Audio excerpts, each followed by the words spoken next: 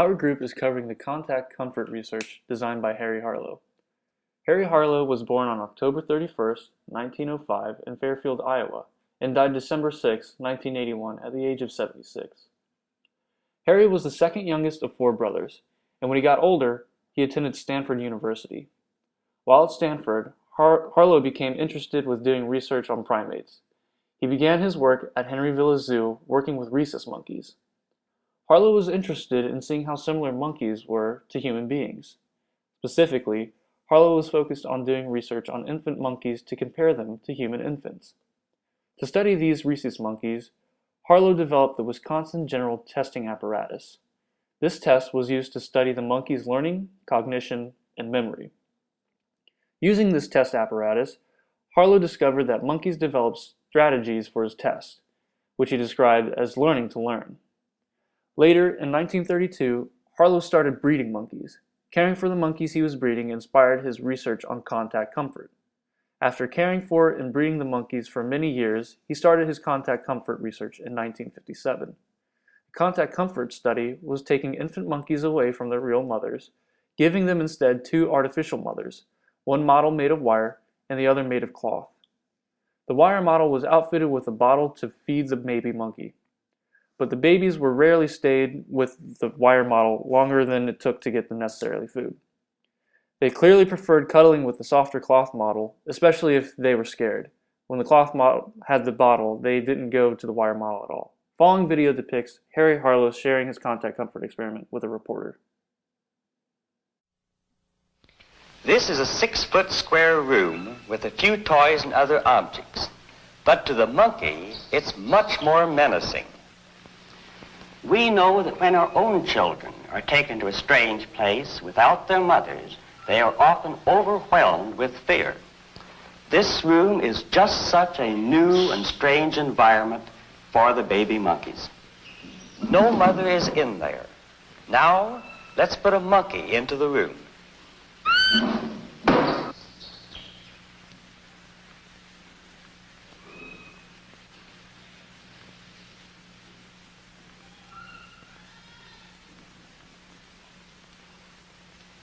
Notice how cautiously he enters the room. He's searching for comfort, but nothing relieves his disturbance.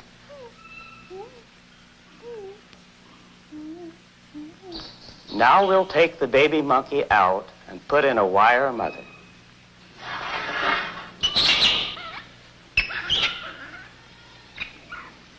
Now this one was nursed by a wire mother. That's right, all his life. She doesn't seem to help much.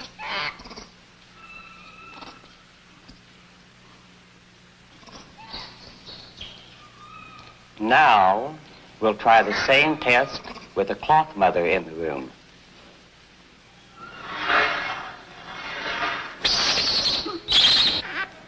You see the contrast in the behavior? Despite the fact that the wire mother nursed him, she could offer this infant nothing in the way of affection or security. But here the monkey, by rubbing against the cloth mother, as if he were seeking as much contact comfort as he could get, builds up his reservoir of affection and security. First, his body relaxes as the fear disappears. But above and beyond this, new positive response patterns appear. He now goes out to explore and investigate this new, strange world. He is now a normal, happy, curious baby. Harlow's research is important to the field of psychology for a few different reasons. First off, Harlow contributed to the field of human development, and specifically the nature versus nurture debate. The contact comfort study shows support for the nurture side of this debate. Harlow did this study to compile data and use it as a comparison for how human infants would behave. Both human infants and rhesus monkeys have a wide range of emotions during infancy and need to be nursed. Harlow's research suggests that caregiver comfort overpowers the need for nutrition. Another piece of information Harlow discovered was the 3 variables to love. These 3 variables are touch, motion, and play. When infants were given an hour and a half a day of each of the 3 variables, they functioned normally. Originally, people thought our needs were much more basic, such as food, water, and shelter. However, we also need contact comfort for functional life. Harlow received TV coverage and has stories published in the newspaper about his research. He was interviewed for a documentary by CBS right after his experiment was done. This was very important because this new information about infant behavior was able to reach a wide variety of viewers.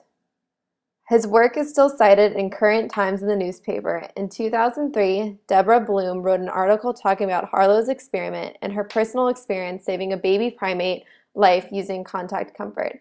It is timeless research that is applied in our everyday lives. Harlow received many awards for the contact comfort study. In 1960, he received the Distinguished Scientific Contributions Award from the American Psychological Association. In 1967, he was awarded the National Medal of Science. In 1973, he was awarded the American Psychological Foundation Gold Medal. And finally, in 1976, he was given the International Award from the Kitty Scientific Foundation. Despite all of these awards, there is some controversy with his research study. Harlow used a few different methods that would be considered unethical. First, Harlow used a method called maternal deprivation, which is taking the monkeys from their mothers when they are infants.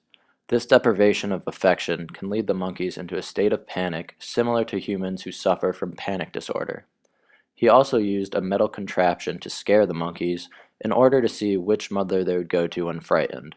He also designed one mother to occasionally catapult the baby off of her, throwing it to the other side of the cage, but the babies always came back. Another mother had spikes beneath her terry cloth, but the babies would put up with the pain. This would be seen as animal cruelty today and would not be allowed in current studies.